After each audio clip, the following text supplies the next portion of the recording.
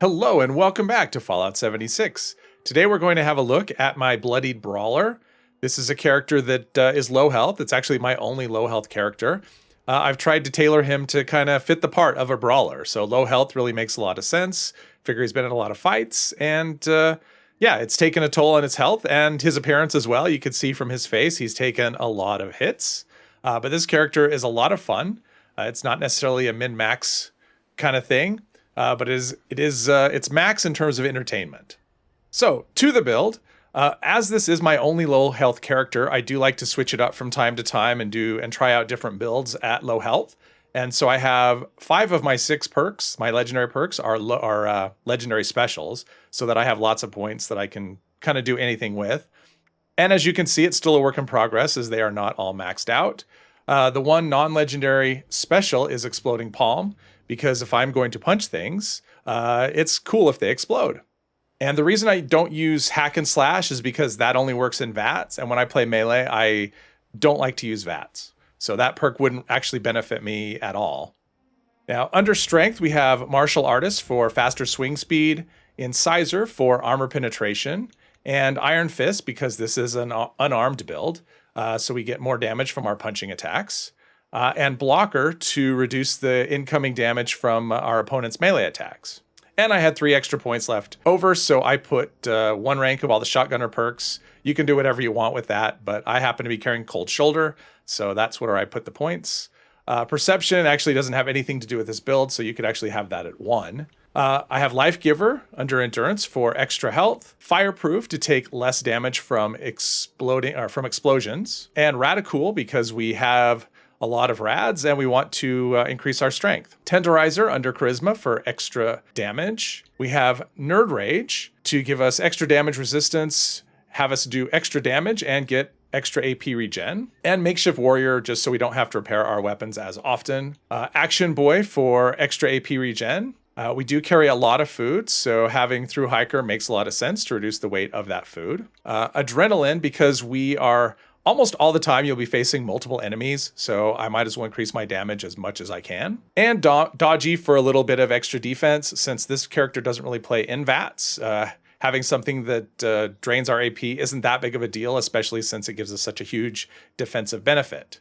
We have Starch Genes because there are mutations and we would like to hold on to them. Class Freak to reduce the negative effects of those mutations. We also have Ricochet and Serendipity for the extra defense. Since this character is often kind of up close and personal with enemies, having anything that'll help us avoid damage or reduce damage is always helpful. Because we are carrying so much food, it would be nice if it doesn't spoil so quickly, so that is the point of Good with Salt. And I had 1 point left, so Bloody Mess for a tiny bit of extra damage. Now, as far as the mutations go, I have Twisted Muscles for extra melee damage, and Talons for extra unarmed damage. Speed Demon for extra movement speed. Eagle Eyes doesn't really apply to this build. Carnivore for double the benefit on for meat-based meals, and Adrenal Reaction for extra damage at low health. And now I'm not really hardcore about the food buffs when I do them. I'm more of a I take them when I'm hungry or at convenience. This is a build about fun more than anything else, and we will do plenty of damage. But if I've got the food, I take it. So right now it's Yao Guai ribs, mutton chops, and Mutant Hound chops will all give us extra melee damage, and Deathclaw steak, which adds strength, which will also give us extra melee damage.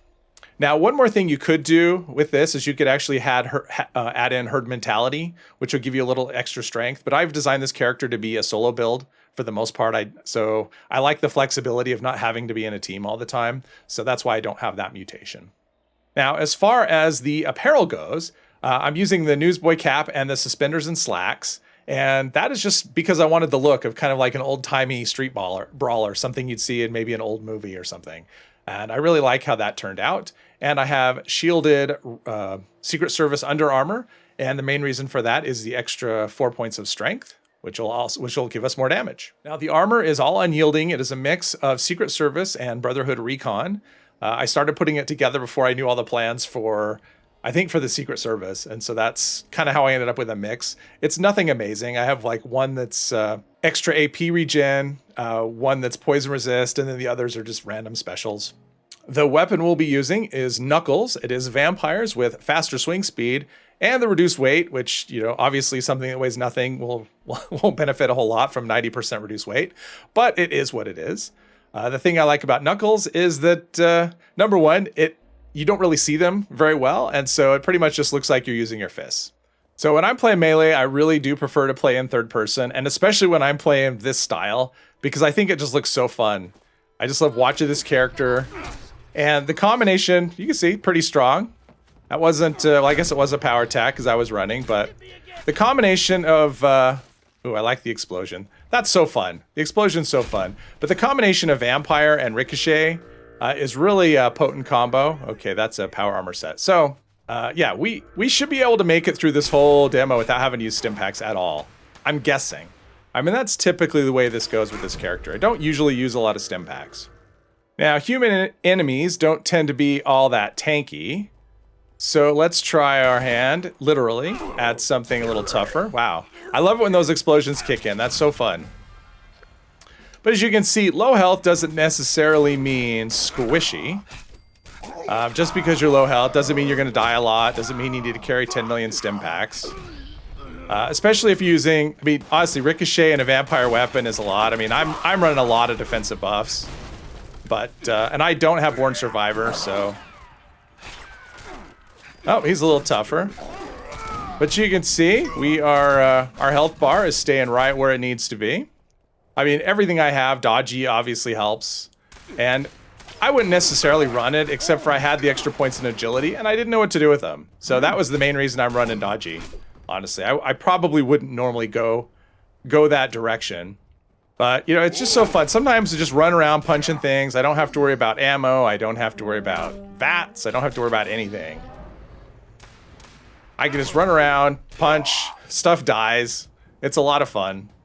Now, obviously, if you were going for maximum damage, you'd use one of the gauntlet weapons, like a Deathclaw Gauntlet, or a Mole Miner Gauntlet, or a Power Fist, something like that. That'll definitely give you more damage. But as you can see, the Knuckles are no slouch. They do all right. Uh-oh, something's going to explode, but he's dead. And our health is mostly full. But we heal with our punches, and also every time Ricochet triggers, we heal too because of the vampire effect on our weapons. Okay, there's something else. Now, one of the things I like about Knuckles over the other unarmed weapons is that Knuckles don't obscure your view at all. So if you do want to play in first person, which I typically don't, but sometimes if you're indoors, the camera can get a little wonky, and so first person becomes kind of necessary, like in a daily op or something. And so having a weapon that doesn't block your view is very nice. So even though Knuckles does less damage than other unarmed weapons, it's still my favorite one to use. It does enough damage. That's the thing. It may do less, but as you can see from everything we've done so far, and hopefully from this guy, I'm going to try and get him out of the water because he's being a little difficult. I want him out of the water because, oh well, whatever. We're just going to take some rads, I guess.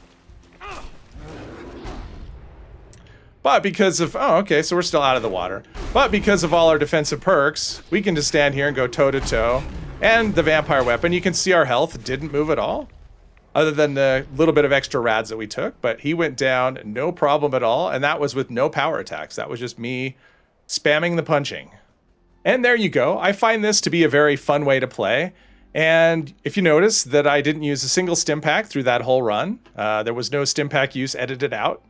So low health doesn't necessarily mean squishy. It doesn't have to be if you do the build right. But this is a lot of fun. Hopefully you enjoyed this video. If you did, please hit one of the buttons down below. And I hope you'll join me in the next one. Thank you very much.